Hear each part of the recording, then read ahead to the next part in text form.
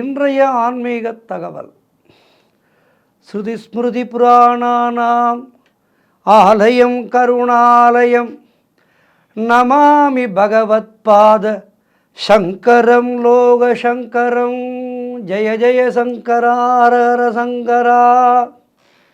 குருவே துணை, குருபியோ நமக.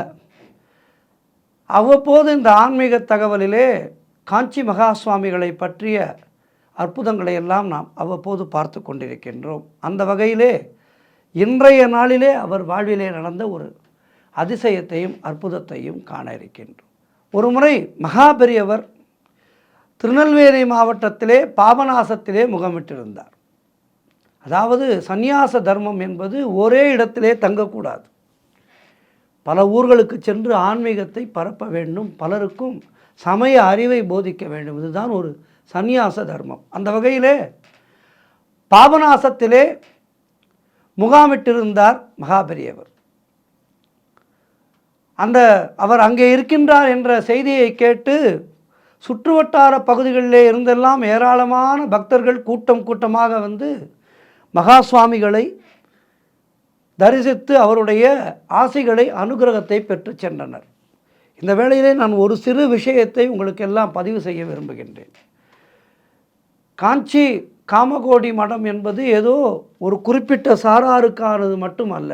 அது இந்துக்கள் அனைவருக்குமான ஒரு அற்புதமான இடம். இந்துக்கள் எல்லோருக்கும் காஞ்சி மகா சுவாமிகள், காஞ்சி மடம் என்பது சொந்தம். ஆகவே ஏதோ அது ஒரு குறிப்பிட்ட ஜாதியினருக்கு மட்டும் என்று நினைக்கக்கூடாது. காஞ்சி மகா சுவாமிகளை தரிசிப்பதற்காக எல்லா வகுப்பினரும் வந்து அவரிடம் ஆசி பெற்று செல்வார்கள். அந்த வகையிலே சுற்றுவட்டார பகுதிகளிலே இருந்தெல்லாம் நிறைய மக்கள் கூட்டம் கூட்டமாக வந்து மகா சுவாமிகளை தரிசித்து அனுகிரகம் பெற்று சென்றனர். இந்த மகாபெரியவர் தங்கியிருந்த இடத்திற்கு அருகே ஒரு பார்வையற்ற தம்பதியினர் கையிலே பார்வையில்லாத ஒரு கை குழந்தையோடு பிக்ஷை எடுத்து கொண்டிருந்தார்கள். சென்னையிலே ஒரு மிகப்பெரிய செல்வந்தர் மகாபெரியவர் முகாமிட்டிருக்கின்ற இடத்திற்கெல்லாம் சென்று மகாபெரியவருடைய அனுகிரகம் பெறுவதை வழக்கமாக கொண்டிருந்தார். பெரியவர் பாபநாசத்திலே இருக்கின்றார் என்பதை தெரிந்து அந்த செல்வந்தர் பாபநாசத்திற்கு வந்து மகாபெரியவருடைய அனுகிரகத்தை பெற்று செல்ல வந்தார். அந்த பிக்ஷை எடுத்து கொண்டிருக்கின்ற தம்பதி இந்த செல்வந்தரிடமும் பிக்ஷை கேட்டிருக்கிறது. அவ்வளவுதான், ஆத்திரம் வந்துவிட்டது அந்த மிகப்பெரிய தனவந்தருக்கு. சாதாரணமாகவே பணக்காரர்களுக்கு ஏழைகளை பார்த்தால் எள்ளி நகையாட தோன்றும். அதுவும் இவர் ஏற்கனவே சற்று கோபக்காரர் போல. மகாபெரியவரை தரிசிக்க வருகின்ற வேளையிலே இந்த பார்வையில்லாத தம்பதியரை பார்த்தவுடன் அவருக்கு கோபம் தலைக்கேறி விட்டது. கோபத்திலே அந்த தம்பதியை வாய்க்கு வந்தபடி திட்டிவிட்டு அவர்களை எட்டு உதைத்துவிட்டு முகாமுக்குள் நுழைந்தார். அதாவது மகாபெரியவர் தங்கியிருக்கின்ற அந்த குடிலுக்குள் நுழைந்து விட்டார். மகாபெரியவருக்கு, அவர் உண்மையிலேயே மகாபெரியவர், எல்லோரும் சமம் என்கின்ற ஒரு நிலைப்பாடு உடையவர். அவர் சர்வவியாபி, அனைத்தையும் அறிந்தவர்.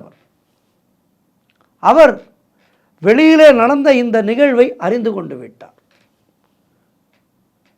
முகாமுக்குள் இந்த தனவந்தர் நுழைந்தார். அதாவது மிகப்பெரிய பணக்காரர் அல்லவா, நுழைந்தார். அங்கே மகாபெரியவர் நிறைய பக்தர்களோடு பேசி கொண்டிருந்தார். இவரை அவர் பார்க்கவே இல்லை. அதாவது மகாபெரியவர் இந்த தனவந்தரை பார்க்கவே இல்லை.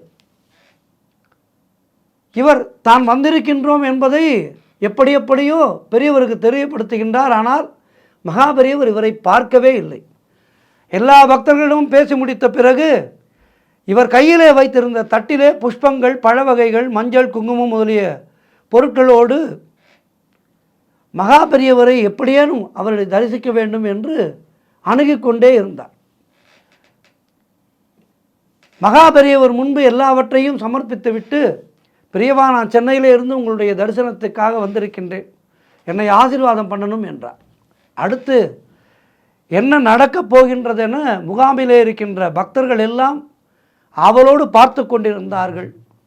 மகாபெரியவர் மிகுந்த கோபத்தோடு முகாமுக்கு வெளியே பிக்ஷை எடுத்து கொண்டிருந்த தம்பதியை என்ன பண்ண என்று கேட்டார். அவ்வளவுதான், ஆடி போய்விட்டார் அந்த செல்வந்தர். மகாபெரியவர் அடுத்து என்ன சொல்லப் போகிறார் என ஆவலோடு பக்தர்கள் எல்லாம் பார்த்து கொண்டிருந்தார்கள். சாஷ்டாங்கமாக மகாபெரியவருடைய திருவடிகளிலே விழுந்து நமஸ்கரித்து தேம்பி தேம்பி அழ ஆரம்பித்து விட்டார் அந்த செல்வந்தர். மகாபெரியவா மிக கடுமையான கோபத்தோடு, ஏண்டா உன்னால் அந்த பிக்ஷை எடுக்கிற தம்பதிக்கு எதுவும் கொடுக்க முடியலன்னா என்னால் ஒன்றும் கொடுக்க முடியாதுன்னு சொல்லிட்டு போக வேண்டியது. அதை விட்டு பாவம் அவளை கண்டபடி திட்டினது மட்டுமல்லாமல் அடித்து உதைச்சிருக்க, நீ செஞ்ச பாவத்துக்கு பிராயச்சித்தமே இல்லை என்று மகா பெரியவர் கடுமையான கோபத்தோடு கூறினார். அவ்வளவுதான், அந்த செல்வந்தர் அரண்டு போய்விட்டார்.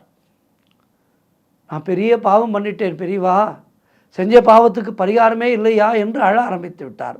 மகா பெரியவர் சற்றே மனம் இறங்கினார். இந்த பாபநாசத்தில் இருக்கிற பாப விநாசேஸ்வர சுவாமியை இப்போவே போய் வணங்கு, அங்கே உன்னுடைய பாவத்துக்கு பரிகாரம் தேடிக்கோ என்று சொல்லிவிட்டார். அடுத்த நொடியே பாப விநாசேஸ்வரரை அந்த கோவிலுக்கு சென்று அங்கே இருக்கின்ற மூர்த்தியை வணங்கினார். இந்த தனவந்தர் செய்த பாவம் தீருவதற்கான பரிகாரத்தை வேண்டி அழத் தொடங்கிவிட்டார். அன்று இரவிலே அந்த செல்வந்தருடைய கனவிலே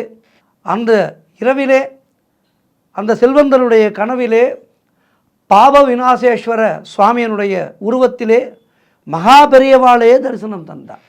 நீ உன் காலால் எட்டி உதைத்து அடித்த அந்த பார்வையற்ற பிக்ஷை எடுக்கும் தம்பதிக்கு எந்த விதத்திலாவது உபகாரம் செய், அதுவே நீ செய்த பாவத்துக்கு பரிகாரமாகும் என்று கூறிவிட்டு மறைந்து விட்டார். அடுத்த நாள் காலையிலே அந்த தம்பதியினர் பிக்ஷை எடுக்கின்ற இடத்துக்கு சென்றார். அந்த செல்வந்தர் பார்வையற்ற தம்பதியரை பார்த்தார். தேம்பி தேம்பி அழுது கொண்டே அந்த பார்வையற்ற நபரின் கையை பிடித்து கொண்டு, நான் மிகப்பெரிய பாவம் செய்து விட்டேன், நான் செய்த பாவத்திற்கு பரிகாரமாக உங்களுக்கு கண் பார்வை கிடைக்கும் பொருட்டு நானே உங்கள் மூவருடைய கண் சிகிச்சைக்கு செலவு செய்வேன் என்று சொல்லி, உங்களுக்கு தொழில் ரீதியாக உதவி செய்யும் பாக்கியத்தை சாட்சாத் பாப விநாசேஸ்வர சுவாமியே எனக்கு அருளி இருக்கின்றார், இதை நீங்கள் தயவு செய்து நிராகரித்து விட வேண்டாம் என கூறிக்கொண்டே தன் பையிலே வைத்திருந்த காசோலையை எடுத்து அந்த தம்பதிகளுக்கு கொடுத்து விட்டார். ஒரு மாதம் தன்னுடைய சென்னை வீட்டிலே தங்க வைத்து அவர்களுக்கு பார்வை கிடைப்பதற்கு உண்டான முழு செலவையும் அந்த தனவந்தரே ஏற்றுக்கொண்டு அந்த தம்பதியினர் மகாபெரிவாளின் அருட்கடாட்சத்தோடு எந்தவிதமான குறையுமின்றி சகலவிதமான செல்வங்களோடு எகிப்து நாட்டிலே வசித்து வந்து கொண்டிருப்பதாக செய்தி. பிக்ஷை எடுத்த தம்பதியை பெரும் செல்வந்தராக மாற்றிய மகாபெரிவாளுடைய அற்புதங்களை வார்த்தைகளால் வர்ணிக்க முடியாது. ஆகவே சந்நியாச தர்மம் என்றால் என்ன? எங்கோ இருக்கின்ற ஏழைக்கும் அருள் புரிவதுதான் சந்நியாச தர்மம். அந்த வகையிலே காஞ்சி மகா சுவாமிகள் தான் இருந்த காலம் வரையிலும் கருணையோடு பிறருக்கு உதவுவதையும் பிறருக்கு தன்னால் என்ற நன்மைகளை செய்வதையும் தன்னுடைய கடமையாக கொண்டு சந்நியாச தர்மப்படியே வாழ்ந்தார். அதனால்தான் அவர் சித்தியான பிறகும் அவருடைய அந்த அருட்கடாட்சமானது நமக்கெல்லாம் கிடைத்து கொண்டிருக்கின்றது. அபார கருணா சிந்தும் ஞானதம் சாந்த ரூபினம் ஸ்ரீ சந்திரசேகர குரும் பிரணமாமி முதான்வகம் என்று அவருடைய பொற்பாதங்களுக்கு நமஸ்காரம் செய்யலாம். அபார கருணா சிந்தும் ஞானதம் சாந்த ரூபினம் ஸ்ரீ சந்திரசேகர குரு பிரணமாமி முதான்வகம் என சொல்லி அவருடைய பாதார விந்தங்களுக்கு நமஸ்காரம் செய்யலாம். குருபியோ நமக. குருவே துணை. நன்றி, வணக்கம்.